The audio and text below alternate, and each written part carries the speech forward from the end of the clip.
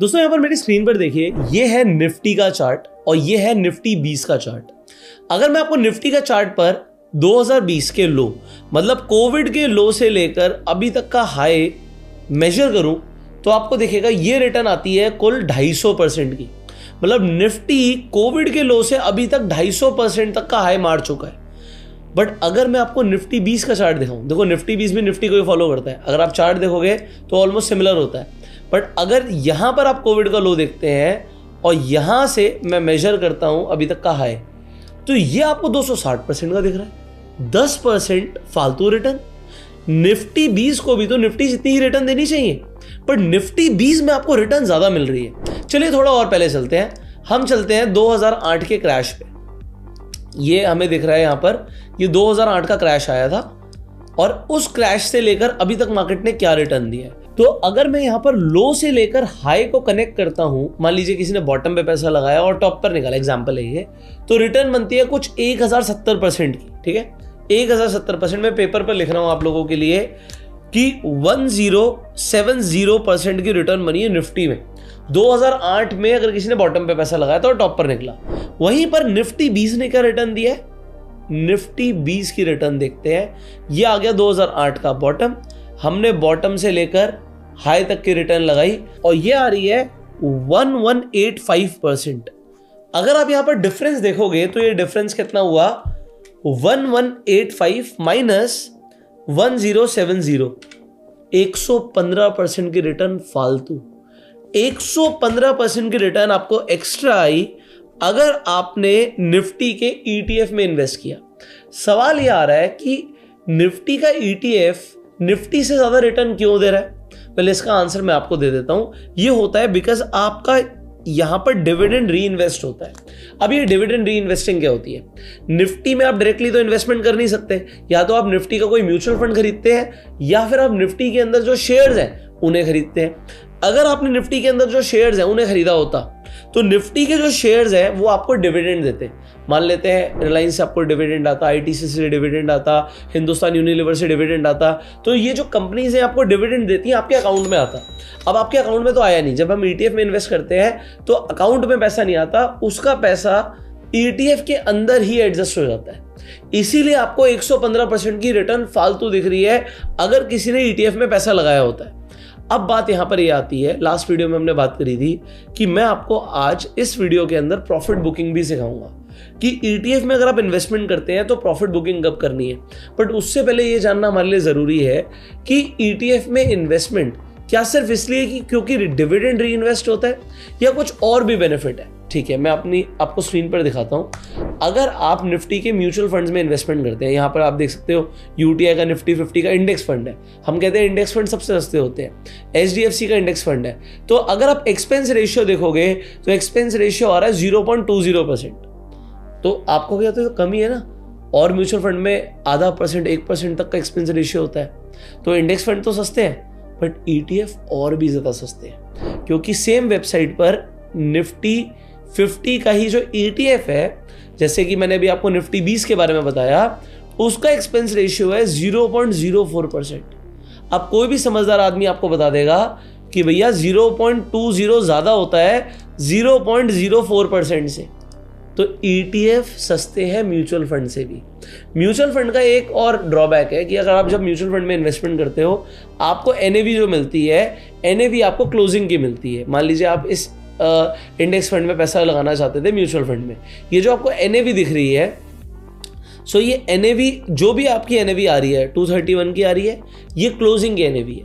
But ETF में क्या होता है, ETF लाइव मार्केट में चल रहा होता है। यहाँ पर आपको 1 मिनट का चार्ट है निफ्टी 20 का, मतलब निफ्टी 20 में 1-1 मिनट पर आपको लगता नहीं मुझे यहां पर जब नीचे था तब खरीदना था, बट अगर क्लोजिंग ऊपर आई तो आपको ऊपर का भाव मिल जाएगा।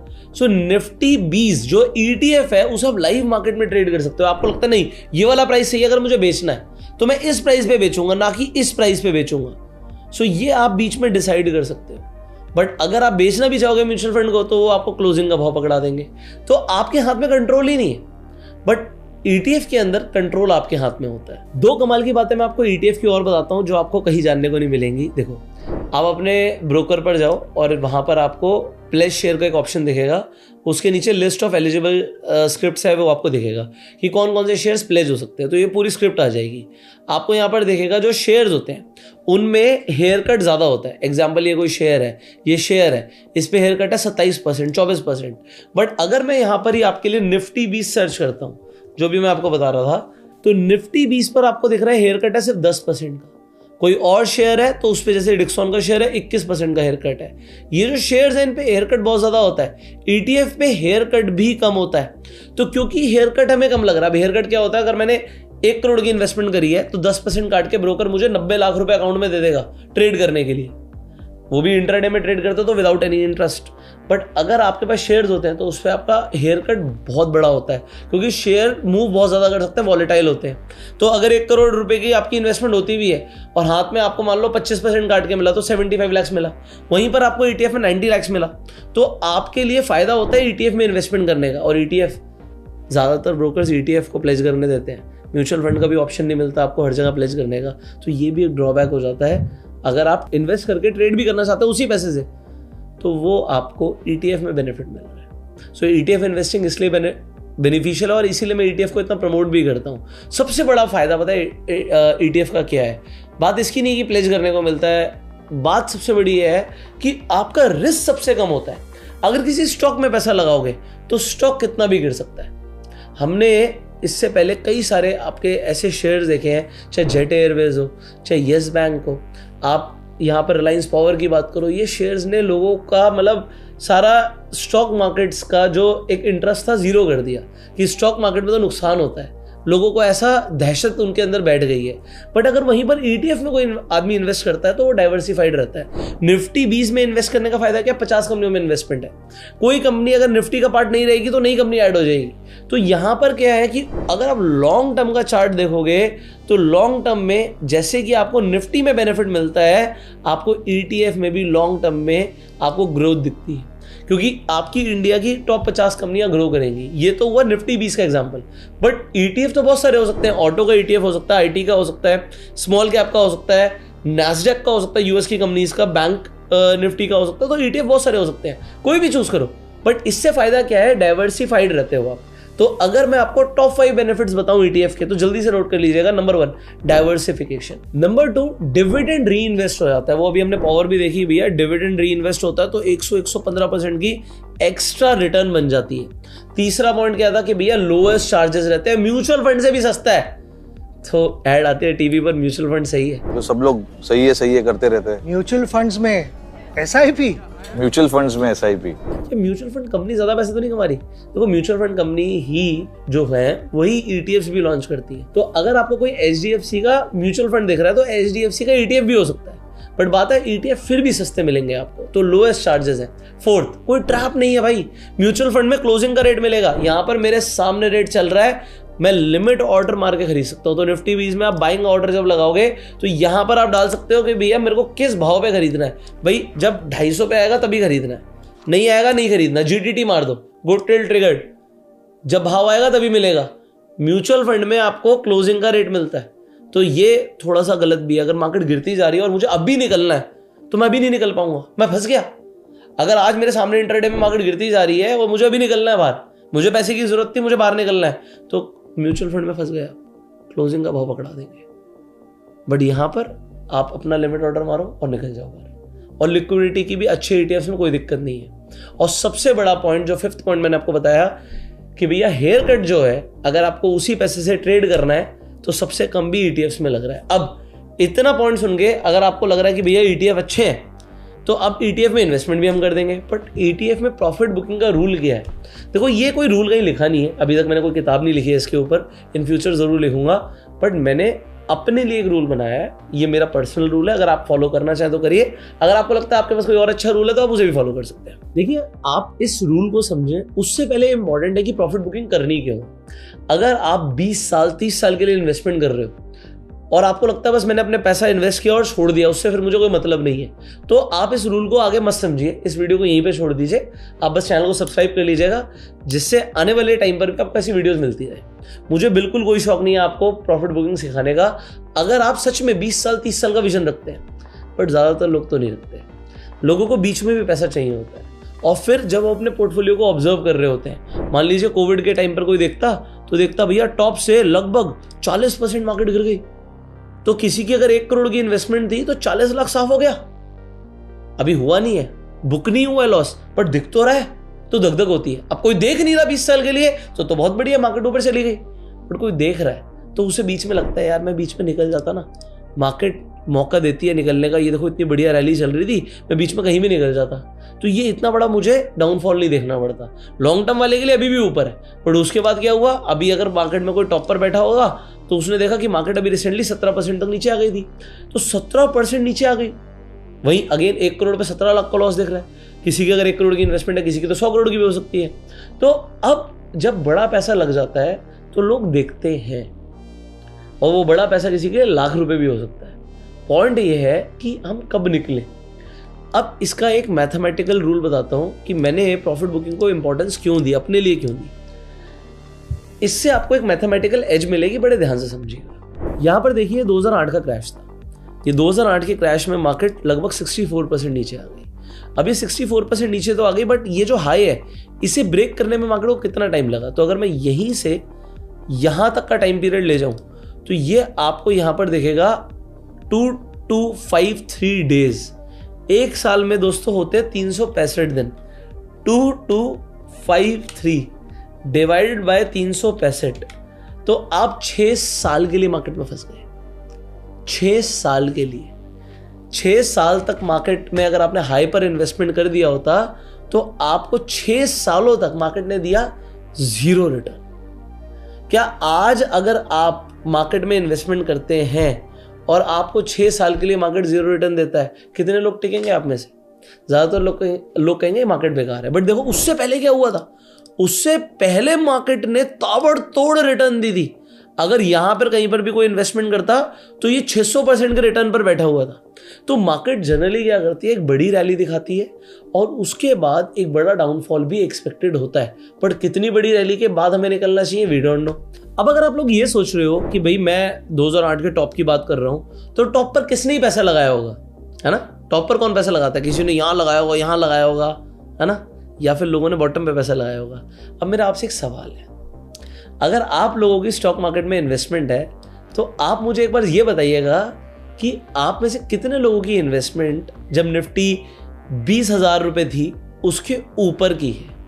तो मतलब मैं ये बोल रहा हूं कि अगर आपकी इन्वेस्टमेंट 20,000 के बाद, जब निफ्टी 20,000 को क्रॉस कर गई थी, उसके बाद आपने स्टॉक्स में, म्यूचुअल फंड में इन्वेस्टमेंट करी है, तो आप कमेंट में लिखेगा यस हमने 20,000 के बाद इन्वेस्टमेंट करी है। तो आप लोगों ने ना एक्चुअल में टॉप पर ही इन्वेस्टमेंट करी है। आप कहोगे नहीं 20,000 से तो मार्केट 26,000 गई थी। मैं बिल्कुल मान रहा हूं आपकी बात कि आप अगर कह रहे हो ये रहा जी 20,000 का लेवल और यहां से मार्केट यहां तक गई थी, 31% ऊपर तक और गई थी, बिल्कुल ठीक है।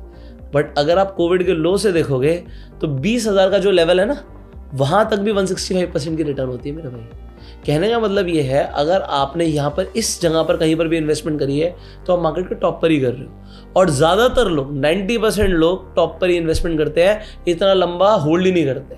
वो सिर्फ 10% लोग होते हैं। तो जब लोग इतना लंबा होल्ड नहीं कर पाते हैं, या उससे पहले आप लोग मार्केट में नहीं थे, आपको नहीं पता था, तो मार्केट आपको बीच में बहुत बड़ा शेक भी करती है, और फिर वो 6 साल का जो मैं पेशेंस दिखा रहा हूँ ना, वो भी टेस्ट करती है। So profit booking is essential. सो मेरी अपनी ऑब्जर्वेशन है जो मैं आपके साथ शेयर करना चाहूंगा, बट इस वीडियो में नहीं। इस वीडियो में एक इंपॉर्टेंस मैं आपको समझाता हूं प्रॉफिट बुकिंग की सबसे बड़ी क्या है। अगर आपने यहां पर टॉप पर 50% खाली कर दिया हो, तो मैं नहीं कहता कोई टॉप पकड़ सकता है, कोई पहले कर देगा, कोई थोड़ा बाद में कर देगा। बट अगर आपने यहां से यहां तक, ये जो यहां से यहां तक का पीरियड था, मान लीजिए आपने यहां से यहां तक के पीरियड में 1 लाख या 1 करोड़ रुपए बनाए थे, what ever money you have made, उसका अगर आपने 50% भी बुक कर लिया और मार्केट जब नीचे आती है तो आपने वहां पर अपना एवरेज कर दिया, तो होगा क्या, 1 लाख रुपए की इन्वेस्टमेंट पे किसी ने 50,000 हटा दिया, तो 50,000 की इन्वेस्टमेंट थी, मार्केट वहां से 50% नीचे आ गई, तो वो 50,000 के 25,000 रह गए, 25,000 रह गए, बट बाकी के 50,000 पड़े हुए थे। अभी भी ओवरऑल पोर्टफोलियो से 25% नीचे आया, जबकि मार्केट 50% नीचे आ गई। तो प्रॉफिट बुकिंग का पहला एडवांटेज क्या है, अगर मार्केट में बड़ा क्रैश भी आता है तो आपके पोर्टफोलियो पर बड़ा क्रैश नहीं आएगा।